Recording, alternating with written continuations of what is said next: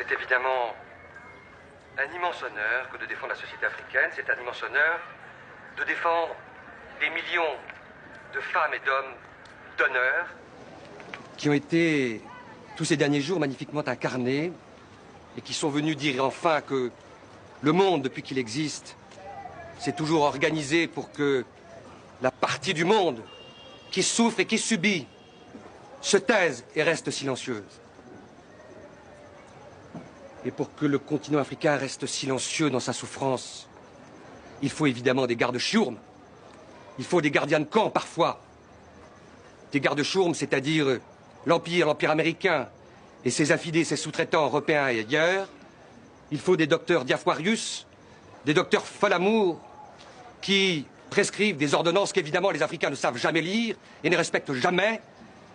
Des ordonnances, soi-disant potions magiques, qui se révèlent rapidement, des poisons qu'on distille à merveille, poisons chinois, et d'ailleurs peut-être que demain, les Chinois vont s'y mettre, et le mal sera alors absolu. C'est dire si, me semble-t-il, il n'y a guère de difficulté pour que votre cour déclare coupable la Banque mondiale et les autres, ses complices, l'association de malfaiteurs. Il n'y a guère de difficulté parce que le bilan est évidemment effrayant. Les chiffres sont meurtriers et les statistiques assassines. Il suffit d'adosser et de se souvenir que pendant la période de 20 ans écoulée, où les premiers plans d'ajustement structurel, et on va le voir rapidement, des plans de destruction, d'appauvrissement structurel se sont mis en place, à côté, les statistiques parlent et sont éloquentes sur la tragédie qui se déroule devant nous. Le taux moyen d'espérance de vie a tragiquement baissé, 46 ans aujourd'hui, qu'on ne cesse de manipuler le sida cyniquement pour oublier que par ailleurs, ce taux de mortalité, s'il augmente, il est lié évidemment à la baisse importante, significative du revenu par tête d'habitant en Afrique. Bref, la messe est dite. La messe est dite. Les plans d'ajustement structurel ont globalement échoué. Ces 50 millions d'enfants africains dont la mort est programmée pour les 5 prochaines années. Ces 3 millions de morts de paludisme qui sont programmés pour l'année prochaine.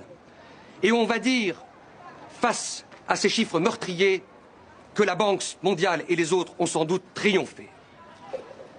On ne peut pas le dire. Et on ne le dira pas. Et on le dira d'autant moins que les plans d'ajustement structurel, de toute évidence, ont mis l'Afrique dans un cercle vicieux, mais aussi un cercle absurde. Et ce cercle vicieux, il a commencé, vous le savez, la Cour l'a parfaitement compris, par la dette. La dette qui est comme une pierre au cou de l'Afrique. La dette qui est comme le signe de l'allégeance de l'esclave à son maître. La dette dont les chiffres parlent d'eux-mêmes. 220 milliards de dollars en 2003. La dette dont on sait par les dernières statistiques, Monsieur le Président, Madame de la Cour, que si 4 dollars par tête d'habitant ont été remboursés, 4 dollars restent encore à payer. Et que de toute évidence, cette dette, elle a mis à genoux et elle met à genoux l'Afrique parce qu'elle lui vole sa souveraineté financière et son indépendance économique. Elle a mis à genoux l'Afrique parce qu'elle a démantelé sa fonction publique. Elle a mis à genoux l'Afrique parce qu'elle a obligé l'Afrique à brader ses services publics au mieux des intérêts des prédateurs financiers. Elle a mis à genoux l'Afrique parce qu'elle a mis par terre certains de ses hôpitaux publics. Elle a mis à genoux l'Afrique parce qu'elle a privatisé l'école par la faiblesse des revenus conférés aux fonctionnaires publics. Elle a mis à genoux l'Afrique et l'Afrique devient ainsi le miroir sinistre de ce que le monde est en train d'écrire, c'est-à-dire un monde privatisé. Et dans ce monde qui se privatise devant nous, la Banque mondiale, qui devrait être la banque de l'humanité, est devenue la banque de l'inhumanité. Cette Banque mondiale est devenue la banque de l'inhumanité parce qu'elle est devenue le cheval de Troie du capitalisme financier. Alors évidemment, on nous dira que la corruption est partagée entre les Africains et les Européens. Mais va-t-on dire tout à l'heure de l'autre côté de la barre que les Africains ont inventé la corruption? Va-t-on dire qu'il y a un chromosome de la corruption en Afrique? Va-t-on oublier que les corrupteurs viennent des pays riches et jamais des pays pauvres? Va-t-on oublier que les pays du G8 nous condamnent de mettre à genoux l'Afrique et la Banque mondiale brocarde ensuite l'Afrique en les menaçant de suspendre toute aide publique parce qu'ils sont devenus les pays les plus corrompus de la planète? La boucle est ainsi bouclée. On confond la cause et la conséquence. Le meurtre ici se dédouble avec sa facette sinistre, le cynisme de la Banque mondiale. Alors, loin de nous l'idée, Monsieur le Président, Madame, Monsieur, de prétendre que la Banque mondiale comme le dieu Moloch se nourrit des enfants africains, loin de nous l'idée de dire que la Banque mondiale déteste le potable et le rail public. Évidemment que la Banque mondiale n'est pas animée par un instinct de meurtre. Mais la Banque mondiale est simplement la pierre cardinale, le centre de gravité de ce capitalisme qui a perdu la tête parce qu'il est devenu un capitalisme financier, un capitalisme prédateur, c'est-à-dire un capitalisme qui ignore l'intérêt général pour organiser ce qu'il souhaite par-dessus tout, fabriquer des profits à perpétuité. Car la Banque mondiale cherche évidemment de temps à autre à s'humaniser. Et je vais donner un exemple de l'humanisation formidable de la Banque mondiale. Qui a dit il y a quelques jours à Paris, avec des larmes de crocodile, chaque semaine, 200 000 enfants malades de moins de 5 ans meurent dans le monde en voie de développement. C'est Paul Wolfowitz qui l'a dit. Vous savez, Paul Wolfowitz, celui qui a conceptualisé la guerre en Irak, dont le coût est supérieur au coût qu'il faudra mettre pour organiser de l'eau potable dans toute l'Afrique et sauver tous les malades du sida en leur offrant à tous des génériques. C'est lui qui a fait semblant de pleurer dans une tribune à Paris il y a quelques semaines. Alors cessons ce bal des hypocrites, cessons ce bal maudit des prédateurs. Arrêtons-nous un instant sur les derniers arguments de la Banque mondiale. Il y aurait une malédiction sur l'Afrique. Et c'est ce miroir épouvantable que l'Europe réfléchit sur l'Afrique et qui de temps en temps pollue quelques cerveaux, tue les consciences critiques. L'Afrique serait vouée au malheur. La pauvreté y serait aussi naturelle que le génocide tropical, l'esclavage, le néocolonialisme. Et cette espèce de fatalité, on la trouverait également dans cette certitude, l'Africain est toujours ignare. Et d'ailleurs, que n'a-t-on entendu de l'autre côté de la barre il y a quelques jours, quand Mme Souko a déposé, et elle a eu le toupet, Mme Souko, de dire qu'elle savait lire un bilan. Femme savante, a-t-on dit de l'autre côté de la barre. Femme savante, mais oui, les Africains, la complexité du monde, elle est irréductible pour eux. Ils n'y connaissent rien. Et puisqu'ils ne connaissent rien, ça permet de disqualifier et de délégitimer tout esprit critique, cet esprit critique que courageusement on a entendu il y a quelques instants du côté de la barre. Alors oui, vous allez déclarer coupable la Banque mondiale d'avoir abusé de la confiance du peuple africain. Oui, vous allez déclarer coupable la Banque mondiale de non-assistance à peuple en danger. Oui, vous allez déclarer coupable la Banque mondiale de ne pas avoir respecté son mandat d'origine, c'est-à-dire servir l'humanité. Et ce faisant, vous allez réouvrir la voie de l'utopie que chacun de nous voit de l'œil intérieur et qui permet de dessiner un monde nouveau derrière les collines. L'utopie qui est en quelque sorte ce bélier africain qui vient se frotter et déchirer le froc de la raison d'État du marché.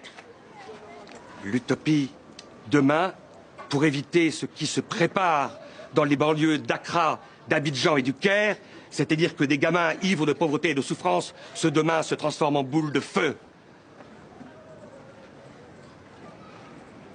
Vous allez donc déclarer coupable la Banque mondiale de redevenir une banque de l'humanité. Vous allez déclarer coupable la Banque mondiale pour les crimes d'inhumanité et du cynisme qu'elle commet depuis 20 ans. Et évidemment, la seule peine possible, c'est la peine la plus modeste. C'est la peine la plus douce. Car Paul Wolfowitz, on ne va pas le jeter dans le Niger, les Caïmans n'en voudront même pas. La peine qu'il faut prononcer, et c'est ce que nous vous demandons,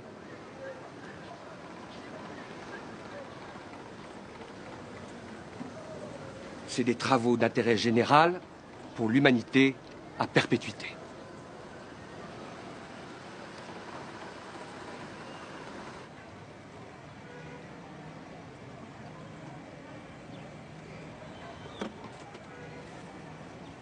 J'ai l'insigne honneur de comparaître devant votre juridiction pour prêter ma robe à la défense d'une noble et juste cause, mais surtout prêter ma voix aux 100 voix d'Afrique qui, depuis 25 ans, subissent la loi d'airain de l'ajustement, cette loi du plus fort qui jamais n'a su être la meilleure. Oui, Monsieur le Président, l'ajustement est un mal organisé, structuré, administré et inoculé à nos peuples. Ce mal, Monsieur le Président, c'est le cynisme de la dette, le cycle vicieux de la dette. Cette dette qui a fini de ruiner nos économies et qui nous a aspiré toutes nos forces vitales alors qu'on n'a pas encore fini de payer. Que faut-il faire devant la violence de la dette? j'entends les latino-américains. Ils nous ont dit, Monsieur le Président, la deuda es impagable. La dette est tout simplement impayable. Oui, Monsieur le Président. Elle est impayable parce qu'elle est illégitime. Elle est impayable parce qu'elle est violente. Elle est impayable parce que tout simplement, elle est insoutenable. À la violence de la dette vient s'ajouter le bradage de nos biens publics, de nos services publics, de nos services sociaux de base, la privatisation. Après avoir privatisé la santé, alors que entre juin et septembre 2005, 42 000 personnes sont mortes du choléra, cette maladie du Moyen-Âge qu'on croyait à jamais éradiquer de nos villes et de nos campagnes. Mais qu'on n'aille pas plus loin, Monsieur le Président. Ici, dans cette chambre, gît et gémit un malade. Entendez-vous sa complainte? Elle m'est parvenue aux oreilles et nous privatisons la santé. Ce n'est pas fini. On privatise l'éducation. Conçue comme un droit universel, l'acquisition du savoir et de la connaissance, qui doit être la chose la mieux partagée. Pendant que 2/3 de nos enfants sont analphabètes, on nous demande de payer pour acquérir le savoir et la connaissance. Ce n'est pas fini, Monsieur le Président. On a privatisé, on a bradé nos services publics. Comment privatiser l'eau, Monsieur le Président? Le Djoliba, le Sénégal, le Zambèze, le Limpopo, nos fleuves privatisés avec nos contes, nos légendes, nos traditions, enfouis dans les courants, dans les rivières et dans nos lacs. Cela n'est pas admissible. Ce peuple, c'est la veuve qui pleure la mort prématurée de son mari, enfoui sous les décombres de l'ajustement. Ce peuple, c'est l'orphelin qui réclame le sein de sa mère, emporté dans les couches, alors qu'il exigeait tout simplement un dû, les soins primaires de santé. Ce peuple, Monsieur le Président, c'est le père de famille, ce compressé du rail, ces messieurs que vous avez entendus, ces dames qui vous ont supplié à votre barre. Le père de famille qui a vu son autorité, qui a vu son influence, qui a vu sa dignité diluée et emportée par un licenciement injuste. Ce peuple, Monsieur le Président, c'est enfin Zégué Bamba. Avez-vous, Monsieur le Président, entendu la complainte de Zégué Bamba? Ce paysan qui vous dit, mais pourquoi comme alors je ne sème pas? Pourquoi quand je sème je ne récolte pas? Et pourquoi quand je récolte je ne mange pas? C'est cette Afrique, Monsieur le Président, qui vous demande dignement, humblement, modestement, mais légitimement justice, Monsieur le Président. Alors vous la lui rendrez, sa justice à l'Afrique. Vous la lui rendrez, non pas en condamnant la Banque mondiale, non. Vous la lui rendrez tout simplement, Monsieur le Président, en renvoyant la Banque mondiale, le FMI, l'OMC, le G8, tous leurs affidés et leurs complices à leur mission première, celle-là qu'ils n'auraient jamais dû oublier et qui met l'homme comme finalité de toute action humaine. Il vous appartient, Monsieur le Président, vous, par votre plume, qui rendra la décision. Il m'appartient, moi, par la robe que je porte. Il nous appartient à nous tous, parce que c'est notre devoir de génération de provoquer et de précipiter la venue de ce jour. Car il y va de l'équilibre du monde et de l'avenir de l'humanité.